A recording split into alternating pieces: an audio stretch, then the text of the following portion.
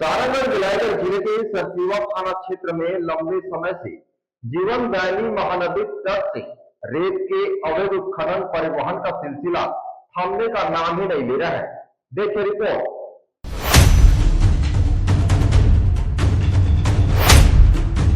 बेधड़क सुबह से लेकर शाम तक सड़कों में रेत का अवैध परिवहन करते ट्रैक्टर दौड़ते हुए नजर आ जाएगी। ट्रैक्टर चालक सड़कों में रेत से भरी ट्रैक्टर को काफी रफ्तार में चलाते हैं, जिसके कारण रेत उड़कर राहगीरों के आंखों में चले जाते हैं और दुर्घटना का शिकार हो जाते हैं। मजे की बात यह है कि सड़कों में कम उम्र के लोग रेत से भरी ट्रैक्टर को चलाते हुए दिख जाएंगे, जिनके पास किसी प्रकार का कोई लाइसेंस नहीं रहता है। आपको बता दें, रेत की कालाबाजारी में दिन रात की धुलाई कर लाखों रुपए की रॉयल्टी बचाकर शासन को चूना लगाया जा रहा है। इसमें ठेकेदार, अधिकारी और जनप्रतिनिधि इस अवैध कारोबार में संलिप्त हैं।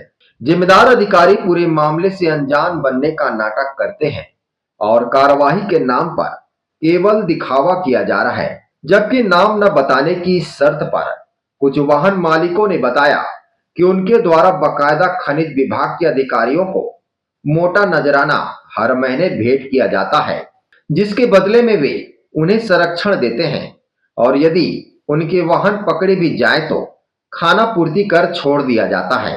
वहीं सरसीवा निवासी संतोष साहू ने बताया कि अवैध रेत परिवहन के खिलाफ संबंधित विभाग को शिकायत की, पर विभाग के कान तक जू नहीं रेंग पाया और विभाग द्वारा मौन साधे आज पर्यंत किसी प्रकार की संतोषजनक कार्रवाई नहीं की गई।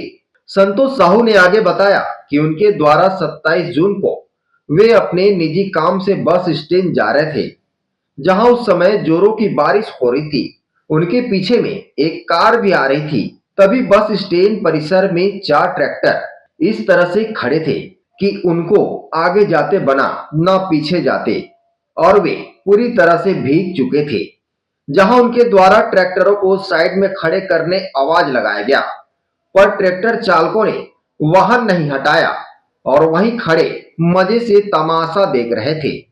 मैंने ट्रैक्टर के ट्राली में भरे रेत के बारे में जानकारी लिया तो ट्रैक्टर चालक के पास किसी भी प्रकार का खनिज विभाग का कोई दस्तावेज नहीं था। मैंने हो रहे अवैध रेत परिवहन की शिकायत माइनिंग विभाग से किया है, लेकिन अभी तक किसी प्रकार का कोई भी कार्रवाई नहीं किया गया। अगर रेत के अवैध परिवहन करने वालों पर कार्रवाई नहीं होती है तो आगे में उग्र आंदोलन करूंगा। 27 तारीख को शाम को मैं बस स्टैंड राशन सामान खरीदने के लिए आया था। वहां पर देखा कि 4 ट्रैक्टर इस कदर खड़े थे कि ना तो मेरे को आगे जाते बन रहा था ना पीछे जाते बन रहा था, क्योंकि मेरे पीछे में एक और कार खड़ी थी, तो इसके लिए मेरे को आगे जाते बन रहा था ना पीछे जाते बन रहा था। साइड में सब मोटरसाइकिल थे।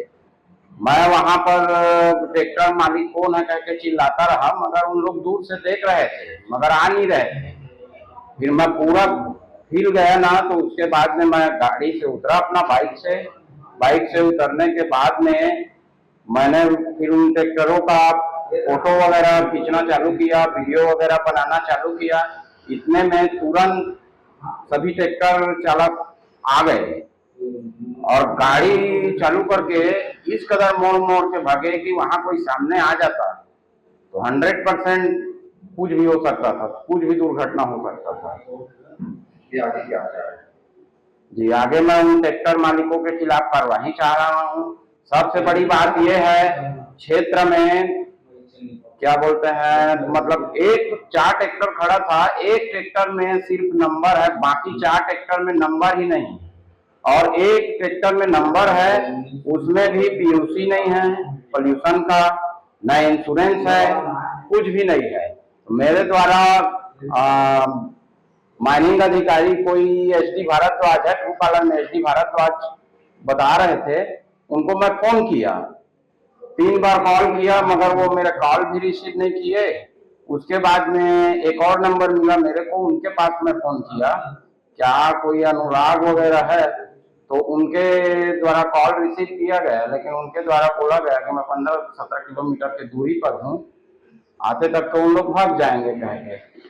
इतना में मैं फिर फोन काट दिया। फिर उनको रात को मैं सब मामला को विस्तार से लिख कर व्हाट्सएप किया, आवेदन दिया उनको व्हाट्सएप के माध्यम से कि ऐसा ऐसा है, इस तरह से मेरे साथ घटना घटा है सर, आप इन लोगों ऐसे ट्रैक्टर मालिकों के खिलाफ कार्रवाई कीजिए, नहीं तो मैं उग्र आंदोलन करूंगा।